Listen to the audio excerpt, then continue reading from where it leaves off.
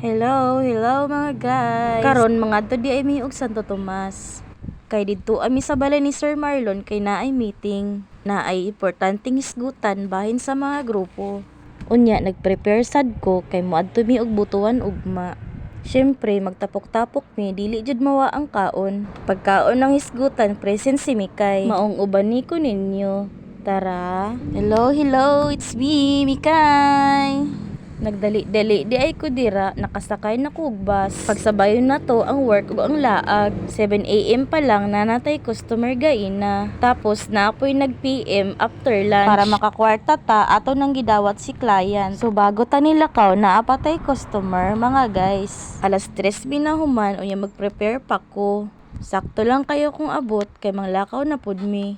Paingon mi karon sa Santo Tomas dito ilaha Sir Marlon. Excited na pud ko kay wala pa ako kaadto sa Santo Tomas. Nagdala na ko og gamit nga daghan para ugma sa butuan. Unya ang plano unta dito ako matulog ila Sir Marlon kay dili man magsabay ang Asuncion Stallion ug ang Santo Tomas Stallion. Dito na unta ko matulog kay manglakaw mi alas 2 moagi mi dito sa Laak. Pero nausab ang plano mag-uban na daw mi tanan ugma. Maong wala na kun dito natulog ilaha Sir Marlon, ni uban na lang ko balik sa Asuncion. Giubanan na lang na ako si Maming dito sa tindahan. Pero wala pod mi katarong og tulog kay daghang tao sa Asuncion. Kay hapit na ang araw maong nagbibo na pod og sugod. Maong katong nang lakaw na mi sa butuan, kulang jud mi og tulog. Paingon na di ay mi sa Santo Tomas de ara mga guys. Bakray di ay ko diri karon kay Tol Junji. Dili di makauban si Tol Junji ugma sa butuan. Kay dili pwede mo absent sa ihang trabaho. Sa tinuod lang mga guys, first time nako karon moadto og Santo Tomas. Sige ra kog kadungog anang lugar na Santo Tomas pero wala jud ko kaadto. Na di ay mi karon sa balay ni Sir Marlon. Na ay bag-ong isgutan about sa grupo. Naguban-uban na pud di ay mi karon di ari. Importante jud kung makaapil ta og meeting.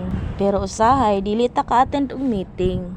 Kay ang uban busy sa trabaho. Unya mga guys, pag human og meeting, nagambagan mi para sa ipalit og sudan. Unya, nagpalit dayon og isda nga sinugba si Tol Aser. Syempre, pag naay tapok-tapok na, adjay kaon. Maong pagdating sa kaon, present jud ta. Uy! Lami kay mo kaon og daghan mo magkauban.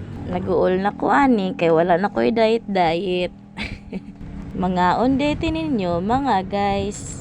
Paki-follow na lang, Mikay Vlog. Salamat. Og taman ra diri. Bye sa. Mahal diri nito pa. Pag-lingkot mo, be? Kaya para dili ta madili sa lakaw ba? Kinsay na ay ano? Lingkot, magpalit lang siguro ba? Lupay na tagbayte. Kaso sila naman doon. Ako na niguro, di ba nagpalit si Lupin?